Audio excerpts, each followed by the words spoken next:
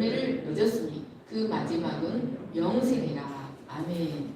시간 예배하러 오신 여러분을 진심으로 환영하고 축복합니다. 우리가 어떤 일이 있어도 코로나가 끝나기까지 반드시 살아남으시기를 간절히 축복합니다. 오늘 말씀은 죄로부터 해방되고 하나님께 종이 되어 라는 말씀으로 저와 여러분이 함께 은혜 나누겠습니다. 우리는 지난주 바울이 죄의 종된 삶을 의에 대하여 자유로운 삶이다 라고 하였던 것에 대하여 배웠습니다. 의에 대하여 자유롭다 라는 말은 의에 대하여 죽어있다. 의에 대하여 죽어있기 때문에 의의 통치가 전혀 이루어지지 않는 삶이다 라는 것을 배웠습니다. 바울은 이런 삶을 세 가지로 정의하였습니다. 첫째, 열매 없는 삶이었습니다. 열매가 없다는 말은 이 생에서나 영원의 세계에서나 자기 자신에게 아무런 유익이 되지 않는 무가치한 삶이다. 헛되고 헛되며 헛되고 헛된 삶이다 라는 의미였습니다. 두 번째로 이 의에 대하여 자유로운 삶은 부끄러운 그 자체, 수치 그 자체의 삶이다 라고 말하고 있습니다. 여기 부끄럽다 라는 말은 기억하자니 얼굴이 매우 붉어지는 이라는 뜻이 있습니다. 그러니까 그 양심의 가책과 역겨움이 한없이 느껴지는 삶이라는 뜻입니다. 죄 아래 종로를 타는 삶은 모두 어둠에 속한 것들이기 때문에 우리가 그것을 기억하면 할수록 참으로 얼굴이 뜨끈뜨끈해지고 후회스럽고 부끄러울 수밖에 없습니다. 바울은 이러한 삶을 로마서 1장과 3장, 에베소서 4장과 5장 등에서 이렇게 설명했습니다. 창조의 순리를 죄의 명리를 위해 사용하는 삶, 그 마음에 하나님 두기를 싫어하고 상실한 마음으로 온갖 불의를 행하는 삶, 사람의 속임수와 간사한 유혹에 빠져 온갖 교훈의 풍조에 밀려 요동하는 삶, 하나님의 생명에 떠나 있고 감각 없는 자가 되어 자신을 방탕에 방임하며 모든 더러운 것을 욕심으로 행하는 삶, 유혹의 욕심을 따라 썩어져가는 구습을 좇으며 서로 거짓을 말하고 분을 내고 도둑질하고 더러운 말을 하며 모든 악독과 노함과 분냄과 떠드는 것과 비방과 악으로 하나님의 성령을 근심하게 하는 삶입니다. 사랑하는 여러분, 이런 삶은 반드시 우리에게 수치를 가져다 줍니다. 그런데 사람이 자기 자신의 죄악된 삶에 대하여 이렇게 부끄러움을 느끼고 얼굴을 붉힌다는 것은 사실 아직 그에게 구원의 소망이 남아있기 때문에 그렇습니다. 타락한 인간에게 가장 가슴 아프고 소름 끼치는 일 중에 하나는 바로 자신의 불의에 대하여 수치심을 느끼지 못하고 하나님 앞에서의 염치가 사라진다는 사실입니다. 사람들은 심지어 악에 너무 깊이 잠기면 심지어 자신의 악함을 기뻐하고 자랑하기까지 합니다. 에레미야 8장 12절을 보십시오. 그들이 가증한 일을 행할 때 부끄러워하였느냐? 아니라 조금도 부끄러워하지 않을 뿐 아니라 얼굴도 붉어지지 아니하였느니라. 그러므로 그들이 엎드러질 자와 함께 엎드러질 것이라. 내가 그들을 벌할 때 그들이 거꾸러지리라. 여호와의 말씀이라. 여러분, 바울은 바로 이 로마 성도들의 과거의 삶이 그런 부끄러운 삶이었다고 말합니다.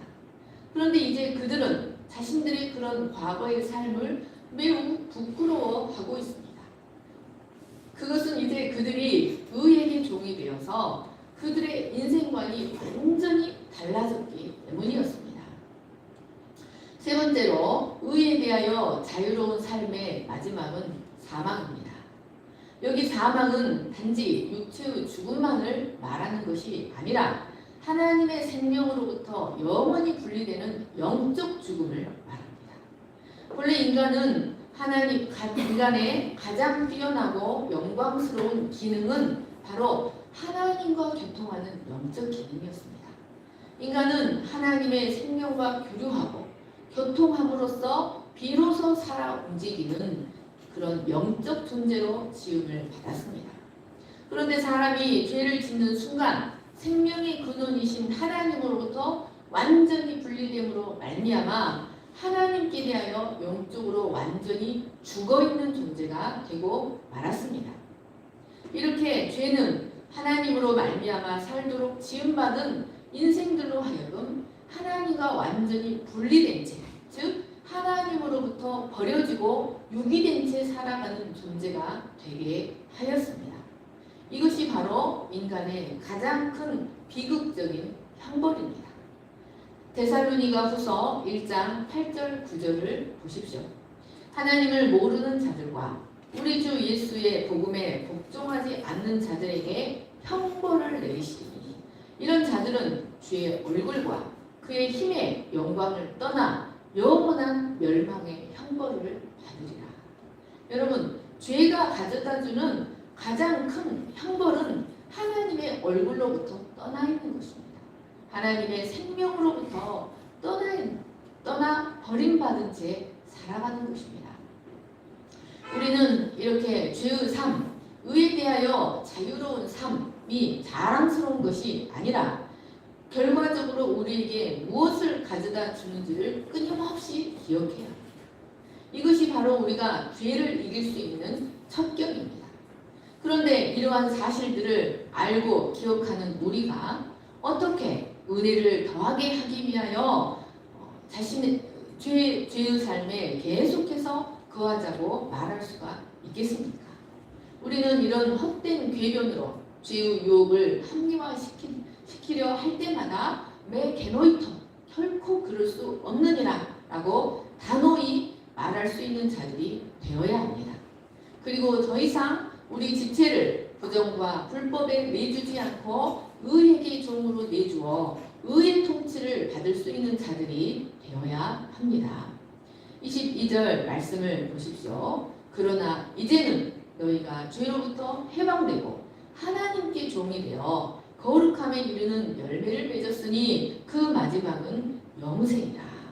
여러분, 이 말씀은 죄의 종으로 의에 대하여 전적으로 자유로웠던 삶에서 벗어나 그리스도 안에 있게 된 것이 과연 무엇을 의미하는지 매우 장엄하게 표현하고 있습니다. 우리는 이 말씀을 통해 세 가지의 진리를 발견할 수 있습니다. 첫째로 우리 그리스도인은 참으로 심오하고 위대한 반전을 경험한 사람들이라는 사실입니다.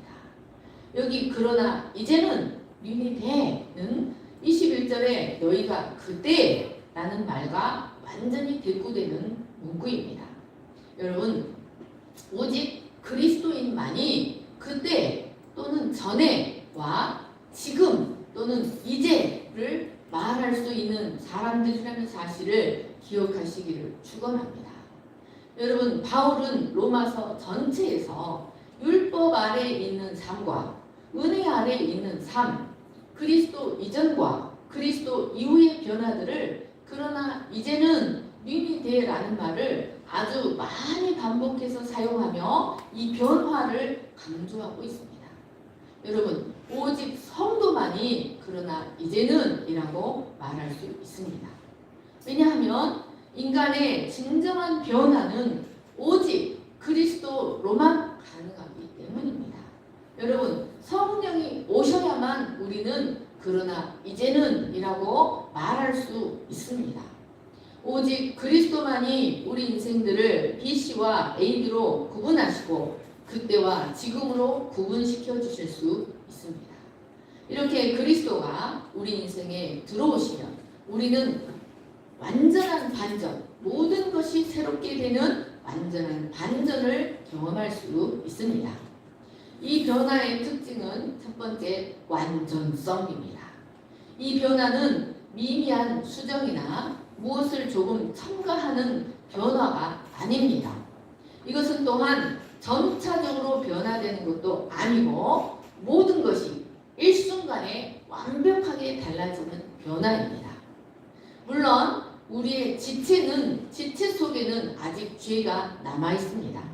그래서 우리의 겉사람은 점차적으로 변화됩니다. 하지만 우리의 속사람, 우리의 진정한 자아는 일순간에 완전하게 달라졌다는 것을 알아야 합니다. 여러분, 우리는 비루한 아담의 생명을 가진 자에서 거룩한 하나님의 생명을 가진 자로 순식간에 완전히 그 신분과 정체성이 변화된 사람들입니다. 두 번째로 이 변화는 모두 신적 수동태로 기록되어 있습니다. 이것은 이 변화가 결코 사람이 가져올 수 있는 것이 절대 아니다라는 것을 가르쳐줍니다. 여러분, 사람들이 흔히 하는 말이 있습니다. 사람은 고쳐 쓰는 것이 아니다 라는 말을 많이 합니다. 여러분, 사람들이 그런 말을 왜 합니까? 그것은 사람은 절대로 변하지 않는다 라는 뜻입니다. 에레미야 13장 23절을 보십시오. 굿수인이 그의 피부를, 표범이 그의 반점을 변하게 할 수 있느냐? 할 수 있을진데 악에 익숙한 너희도 선을 행할 수 있으리라.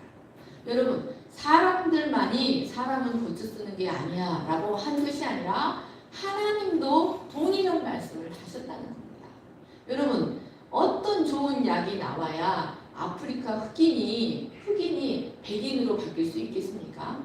여러분, 표범에게 무엇을 먹이면 그 표범의 반점이 변할 수가 있습니까? 여러분, 절대로 그 피부가 표범의 반점이 변하지 않습니다. 이 말씀은 결코 그 무엇으로도 교정되지 않고 변화되지 않는 이스라엘을 보고 탄식하시는 하나님의 말씀이었습니다. 그런데 이렇게 결코 일어날 수 없는 변화가 그리스도 안에서 성령으로 말미암아 우리에게 일어납니다. 하나님을 결코 기쁘시게 할 수 없던 우리가 하나님을 기쁘시게 하는 자로 변화되는 그 변화가 그리스도로 말미암아 우리에게 일어난다는 것입니다. 이것은 절대 사람의 노력으로 이루어질 수 있는 것이 아닙니다. 우리는 우리 스스로를 하나님의 아들의 생명으로 다시 태어나게 할 수 없습니다.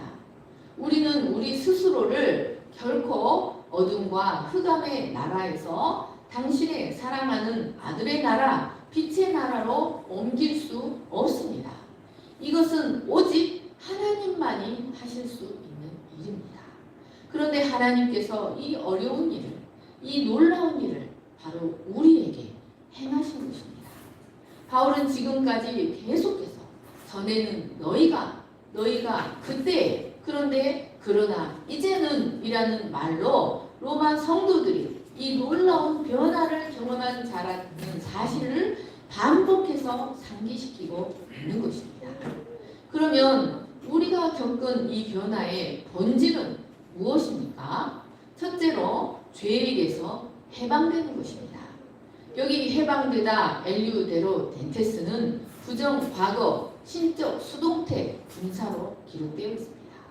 여러분, 이 말은 부정 과거 수동태라는 말은 우리가 과거의 어느 일정한 순간에 죄로부터 완전히 자유롭게 되어서 그 사실이 결코 변할 수 없는 영원한 사실이 되었다는 것을 의미합니다. 그러니까 우리가 그리스도에 연합되는 순간 그와 함께 죽고 그와 함께 장사되고 그와 함께 살아나서 죄로부터 완전히 해방되었다. 그리고 하나님께 대하여 산자가 되었다라는 의미입니다. 여러분, 우리가 죄로부터 해방되었다는 것은 죄의 난폭한 왕노릇에서 완전히 벗어났다라는 것을 의미합니다. 죄는 우리의 영적 죽음의 상태 안에서 우리를 마음껏 다스리며 난폭하게 왕노릇하였습니다. 그러나 이제 우리는 더 이상 그의 폭정 아래 있지 않습니다. 성령의 능력으로 예수 그리스도의 죽으심에 우리는 세례되었습니다. 그래서 그와 함께 죄에 대하여 죽음으로 말미암아 죄의 통치 영역으로부터 완전히 벗어나 하나님의 생명의 통치 영역으로 완전히 들어가게 되었습니다. 여러분, 하나님께서 왜 이스라엘을 하필이면 그 시퍼런 홍해를 건너게 하셨는가? 이것은 하나님에 의해서 구속받은 백성은 다시 돌아갈 수 없다. 다시 바로의 통치 밑으로 들어갈 수 없다는 것을 시각적으로 보여주기 위함이었습니다. 여러분, 이로써 우리는 영원히 죄의 지배와 통치로부터 완전히 벗어났다는 것을 기억하시기를 축원합니다.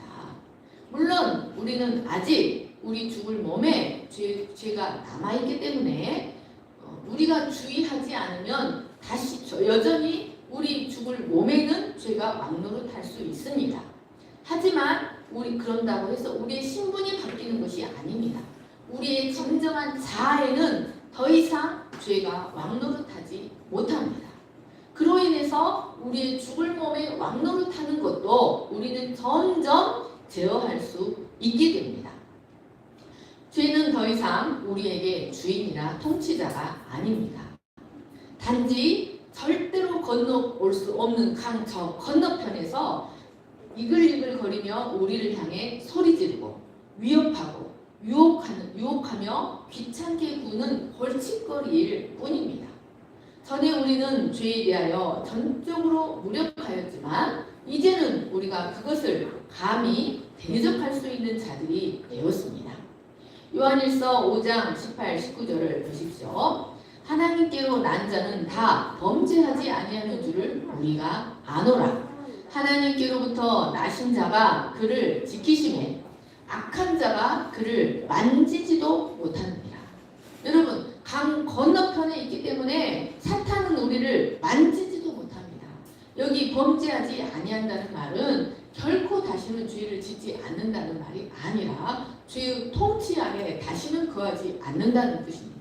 19절 말씀을 보십시오. 또 아는 것은 우리는 하나님께 속하고 온 세상은 악한 자 안에 처하는 것입니다.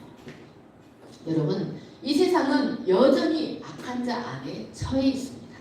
그러나 우리는 그리스도 안에 전혀 다른 영역 속으로 들어와서 그리스도 안에 속해 있기 때문에 악한 자가 결코 만지지도 못합니다. 이 두 번째로 우리가 겪은 이 변화의 본질 두 번째는 죄로부터 해방되는 것으로 끝나지 않고 하나님께 종이 되는 것입니다. 하나님께 종, 뚫로스, 노예가 된다는 말입니다. 우리는 그리스도 안에서 시퍼런 홍해라는 영적 죽음의 강을 건너서 하나님의 은혜의 영토, 생명의 영역으로 들어왔습니다. 이로 인해 우리는 죄의 통치로부터 완전히 해방되었습니다. 그런데 하나님은 이 어린 양의 피의 희생을 통해 이루신 영적 출애굽을 노예 시장에서 사용하는 단어인 구속, 곧 속량이라는 단어를 사용하셨습니다. 여러분, 왜 하나님께서 우리의 구원을 구속이라는 단어를 사용하십니까? 왜 속량이라는 노예 시장에서 사용하는 속량이라는 단어를 돈을 주고 샀다, 돈을 주고 해방시켰다라는 속량이라는 단어를 사용하십니까? 그것은 이제 우리가 하나님께 속하여 하나님을 섬기는 하나님의 소유물, 하나님의 재산, 하나님의 노예가 되었다는 사실을 계시하기 위함입니다. 고린도전서 6장 19, 20절을 보십시오. 너희 몸은 너희가 하나님께로부터 받은 바 너희 가운데 계신 성령의 전인 줄을 알지 못하느냐? 너희는 너희 자신의 것이 아니라 값으로 산 것이 되었으니 그런즉 너희 몸으로 하나님께 영광을 돌리라. 여러분, 우리의 몸은 이제 우리의 것이 아닙니다. 하나님께서 값으로 사신 하나님의 재산입니다. 그래서 레위기 14장에서 나병에 걸린 환자가 낫게 되었을 때 속건제를 드리는 이유가 무엇입니까? 그것은 하나님의 성물인 하나님의 소유물인 자기 자신을 죄에게 내주어서 더럽힘으로 하나님의 재산에 손해를 끼쳤기 때문에 속건제를 드리는 것입니다. 여러분, 우리는 이제 우리의 것이 아니라 하나님이 값으로 사신 하나님의 소유가 되었습니다. 우리는 죄의 종, 사탄의 노예라는 가장 비천하고 비루한 신분에서 하나님께 종이라는 가장 존귀하고 영광스러운 신분으로 완전히 바뀐 사람들이 되었습니다. 그런데 여러분, 이 21절, 22절 말씀을 보시면 죄에게나 하나님에게나 사람이 노예가 되는 데에는 일련의 단계가 있음을 볼 수 있습니다. 먼저 죄의 단계들은 불순종, 불의, 부정, 불법, 사망이라는 단계를 거칩니다. 죄의 종은 언제나 이 단계를 거쳐갑니다. 아담과 하와도 가장 먼저 하나님의 계명에 불순종했습니다. 그들이 하나님의 계명에 불순종한 순간 하나님 앞에 그들은 불의한 자들이 되고 말았습니다. 그리고 그들의 불의는 그들을 하나님 앞에 가증한 존재, 즉 부정한 존재가 되게 하였고, 부정해버린 그들은 일관되게 하나님의 피조물의 생명의 원리인 하나님의 계명을 어기는 불법한 자들이 되고 말았습니다. 그리고 그들의 불법은 결국 그들을 사망에 이르게 하였습니다. 여러분, 죄의 종은 언제나 이 노선을 따라 마침내 사망에 이르게 합니다. 그러면 여러분, 죄의 종은 이런 불순종, 불의, 부정, 불법, 사망의 단계를 걷는데, 그러면 하나님의 종이 되는 단계는 과연 무엇일까요? 첫째로 순종의 종이 되는 것입니다. 그리고 두 번째로 진리의 종이 되고, 세 번째로 의의 종이 되고, 마지막으로 비로소 하나님께 종이 됩니다. 여러분, 바울은 16절에서 우리가 죄의 종으로 사망에 이르고 순종의 종으로 의에 이른다고 하였습니다. 순종의 종이라는 말은 순종에 순종한다. 이것은 하나님께 절대 순종해야 된다는 의미였습니다. 이것이 바로 하나님께 종이 되는 첫 번째 단계입니다. 그리고 17절에서는 너희에게 전하여 준 바 교훈의 본을 마음으로 순종하여 라고 하였습니다. 우리가 하나님께 종이 되는 두 번째 단계는 바로 교훈의 본에 순종하는 것, 진리체계, 하나님의 말씀에 순종하는 것입니다. 그리고 세 번째 단계는 18, 19절에서 바울은 우리가 의에게 종이 되었다라고 말합니다. 의의 원리의 종이 되는 것입니다. 우리의 삶에 의의 원리가 적용되고 의의 통치를 받는 삶이 되는 것입니다. 그리고 나서 마지막에 22절에 우리는 창조의 목적대로 비로소 하나님께 노예가 됩니다. 여기 종, 뚫로스는 노예를 가리킵니다. 여러분, 노예가 무엇입니까? 주인의 뜻을 받들고 주인에게 전적으로 순종하는 것입니다. 우리는 하나님의 종, 영원히 하나님의 거룩한 뜻을 받들어 수종드는 하나님의 노예들이 되었습니다. 그런데 여러분, 하나님의 뚫로스라는 신분은 이 세상에서 가장 영광스럽고 가장 존귀하고 나를 가장 나답게 살게 하고 가장 자유롭고 가장 안전한 신분입니다.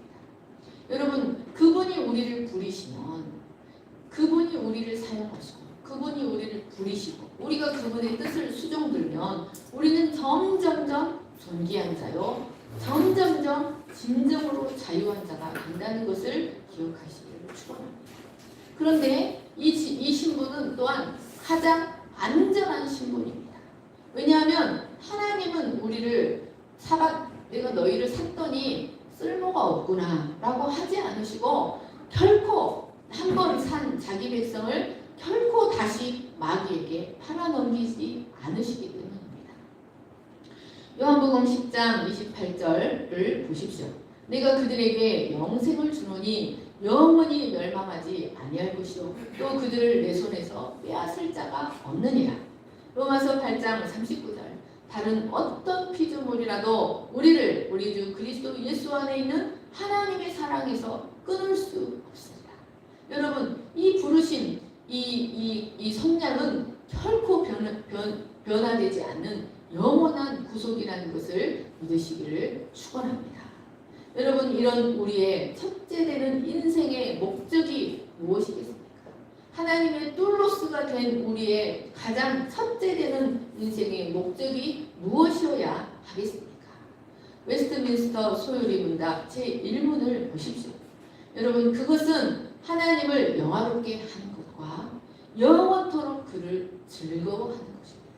우리의 첫째 되는 인생의 목적은 하나님을 영화롭게 하는 것, 그리고 영원토록 그를 즐거워하는 것입니다. 여호와를 즐거워하는 것이 우리의 힘이요 우리의 능력이라는 것을 기억하시기를 축원합니다. 여러분, 예수님도 마태복음 22장 37, 38절에서 너희 마음을 다하고 목숨을 다하고 뜻을 다하여 주 너희 하나님을 사랑하라. 하나님을 사랑한다는 것은 그분을 인정하고 그분을 즐거워하는 것입니다. 이것이 가장 크고 첫째 되는 계명입니다. 여러분, 우리가 이제는 하나님의 똘로스가 되어서 절대적으로 그를 즐거워하고 절대적으로 그의 영광을 위해 봉사하는 자들이 되었다는 것을 기억하시기를 축원합니다. 요한복음 6장 38절을 보십시오. 내가 하늘에서 내려온 것은 내 뜻을 행하려 함이 아니요 나를 보내신 이의 뜻을 행하려 함이니라. 여러분, 예수님께서 이 땅에 내려오셔서 왜 자기 뜻이 아니라 하나님의 뜻에 철저히 복종하고 그 뜻을 죽기까지 수종드는 삶을 사셨습니까? 그것은 하나님의 종이 어떻게 하나님의 뜻을 수종하며 수종들어야 하는지를 우리에게 보여주시기 위함이었습니다. 이제 우리는 더 이상 자신의 뜻이 아니라 하나님의 뜻을 위해 하나님의 뜻을 수종들며 살아야 합니다. 이제 우리는 더 이상 자신의 것이 아니라 하나님이 고귀한 값을 치르고 사셔서 당신의 영광을 위해 사용하시는 하나님의 똘로스입니다. 우리는 이제 우리 몸을 함부로 쓰거나 우리를 위해 살 권리가 없습니다. 우리는 우리 자신을 기쁘게 할 권리가 없습니다. 그런데 많은 사람들이 하나님의 똘로스로 살기보다 하나님을 똘로스처럼 부리기를 원합니다. 자기 영광을 위해 하나님이 나를 수종들어 주기를 원합니다. 그러나 여러분, 우리는 하나님이 우리의 똘로스가 아니라 우리가 하나님의 똘로스라는 것을 기억하시기를 축원합니다. 여러분, 또한 우리가 계속해서 죄에게 자신을 내어주는 삶을 산다면 하나님의 똘로스가 되었는데도 계속해서 죄에게 자신을 내어주는 삶을 산다면 그것은 강 건너 있는 적과 내통하는 스파이가 된다는 것을 기억하시기를 축원합니다. 하나님께서 그렇게 값비싼 대가를 치르시고 우리를 사신 것은 당신의 똘로스, 당신의 뜻을 수종들고 당신의 나라를 위해서 봉사하고 수종드는 하나님의 똘로스가 되도록 하시기 위함이었습니다. 세 번째로 이 말씀은 이 반전, 이 변화의 결과가 무엇인지를 우리에게 가르쳐 줍니다. 이 변화의 결과는 첫째로 우리로 하여금 거룩함에 이르는 열매를 얻게 한다는 것입니다. 여러분, 의에 대하여 자유로운 삶이 첫 번째 무엇이었습니까? 자신에게 무익한 삶이었다는 것입니다.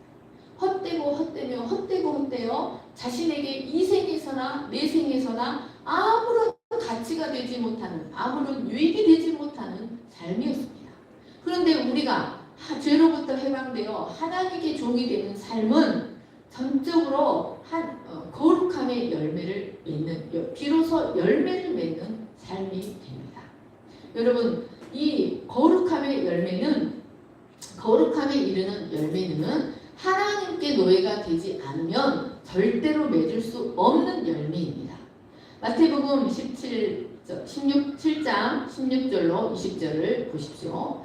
그들의 열매로 그들을 알지니 가시나무에서 포도를 또는 엉겅퀴에서 무화과를 따겠느냐. 이와 같이 좋은 나무마다 아름다운 열매를 맺고 나쁜 나무가 못된 나무가 나쁜 열매를 맺나니 좋은 나무가 나쁜 열매를 맺을 수 없고 못된 나무가 아름다운 열매를 맺을 수 없느니라. 아름다운 열매를 맺지 아니하는 나무마다 찍혀 불에 던져지느니라. 이러므로 그들의 열매로 그들을 알리라. 여러분, 열매의 성질을 결정하는 것은 나무입니다. 우리가 거룩함에 이르는 열매를 맺을 수 있는 것은 바로 우리가 좋은 나무가 되었기 때문입니다. 하나님에 의해서 그리스도에게 접붙임을 받아서 좋은 나무가 되어버렸기 때문에 우리는 저절로 거룩함에 이르는 열매를 얻을 수가 있게 되는 것입니다. 요한복음 15장 5절을 보십시오. 나는 포도나무요 너희는 가지라. 그가 내 안에 내가 그 안에 거하면 사람이 열매를 많이 맺나니. 바울은 의에 대하여 자유로운 삶은 너희가 그때 무슨 열매를 얻었느냐. 무익한 삶이었다. 그러나 이제는 그리스도 안에 거함으로 많은 열매를 맺는 삶을 살게 된다는 것입니다. 우리의 전 남편은 유다의 악한 아들 엘과 오난과 같습니다. 여러분, 엘과 오난은 땅에 설정을 하여 다말에게 아이를 갖지 못하게 했습니다. 이와 같이 우리의 전 남편은 이 엘과 오난처럼 결코 우리를 하나님을 위해서 쇠퇴시킬 수가 없었습니다. 그러나 이제 우리의 새 남편 그리스도는 우리로 아름다운 열매들을 풍성하게 얻게 하십니다. 모든 그리스도인, 진정한 그리스도인은 반드시 이 거룩함에 이르는 열매들을 풍성하게 맺게 되어 있습니다. 여러분, 그러면 이 거룩함에 이르는 열매가 과연 무엇일까요? 고린도전서 6장 9절로 11절을 보십시오.